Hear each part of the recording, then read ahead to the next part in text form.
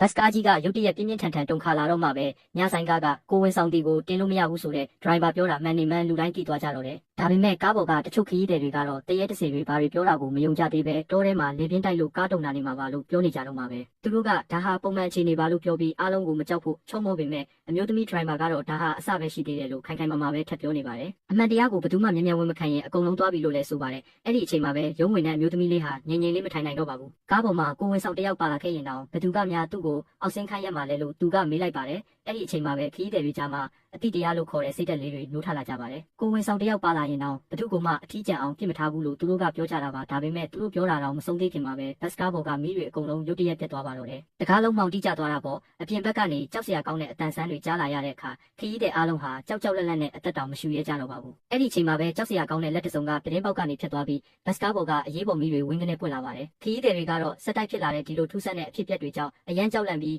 ကားကိုမြန်မြန်မောင်းထွက်ပေးဖို့ဒရိုင်ဘာကိုငိုယိုတောင်းပန်ကြပါတော့တယ်ဒါဟာအရင်ကတောထဲဝင်လာတဲ့ဘတ်စကားမဟုတ်တော့ဘူးလို့အမျိုးသမီးဒရိုင်ဘာကထပ်ရှင်းပြပါတယ်အခုကားဆက်နိုးလိုက်ရင်လည်းမကောင်းဆိုးဝါးတွေရှိတဲ့စီကိုပဲတန်တန်မတ်မတ်သွားမှာဖြစ်တယ်လို့ဆိုပါတယ်ဒါပေမဲ့ခရီးသည်တွေကတော့သူပြောသမျှကိုမယုံကြသေးပါဘူးသူလမ်းမဝင်သွားတာဖြစ်ပြီးတော့စင်ကြေပေးနေတာပဲလို့စွပ်ပြောနေကြပါတယ်အဲ့ဒီအချိန်မှာပဲတထိန်မလေးရဲ့ကောင်လေးကဘလို့မှစိတ်မထိန်နိုင်တော့ပါဘူးသူကိုယ်တိုင်ကားဆက်ကိုဆွနိုးဖို့အတွက်ဒရိုင်ဘာခုံစီကိုပြေးသွားပါတော့တယ်ဒါပေမဲ့သူဘလောက်ပဲစူးစမ်းကားကလုံးဝနိုးလို့မရပါဘူးအဲ့ဒါနဲ့သူကအမျိုးသမီးဒရိုင်ဘာကိုကားကိုတခုခုလှုပ်ထားတယ်ဆိုပြီးလှည့်ပြီးဆွဆွဲပါတော့တယ်အသက်ကြီးကြီးလူတစ်ယောက်ကလည်းသူ့အပေါ်ဘာရန်ညိုးမှမရှိတဲ့အတွက်သူ့ကိုဘာမှမလုပ်ဖို့နဲ့အသက်ချမ်းသာပေးဖို့ဒရိုင်ဘာကိုတောင်းပန်နေပါတယ်ဒါပေမဲ့ဒါတွေအားလုံးဟာသူလုပ်တာမဟုတ်ဘူးလို့ဒရိုင်ဘာကပြန်ပြောပါတယ်အမှန်တရားကိုဝန်မခံကြတာဟာသူတို့ကိုယ်တိုင်ရဲ့အမှားပဲဖြစ်တယ်လို့ဆိုပါတယ်သူပြောပြီးတာနဲ့တပြိုင်နက်ဘတ်စကားကပြင်းပြင်းထန်ထန်နောက်တစ်ချိန်တုန်ခါလာပြီးကားခေါင်မိုးဟာလည်းမကောင်းဆိုးဝါးတစ်ခုခုကဆွဲပြစ်လိုက်တယ်လို့မျိုးလိမ်ဖယ်ပြီးပုံပြတ်သွားပါတော့တယ်တန်များတွေကွေးသွားတဲ့အတန်ဆူဆူကြီးကခရီးသည်တွေကိုပို့ပြီးထိတ်လန့်သွားစေပါတယ်တထင်းမလေးလည်းဘလို့မှမနေနိုင်တော့ပဲချက်ချင်းထွက်လိုက်ပြီးကိုဝင်ဆောင်ကိုရှာကြဖို့အားလုံးကိုတိုက်တွန်းပါတော့တယ်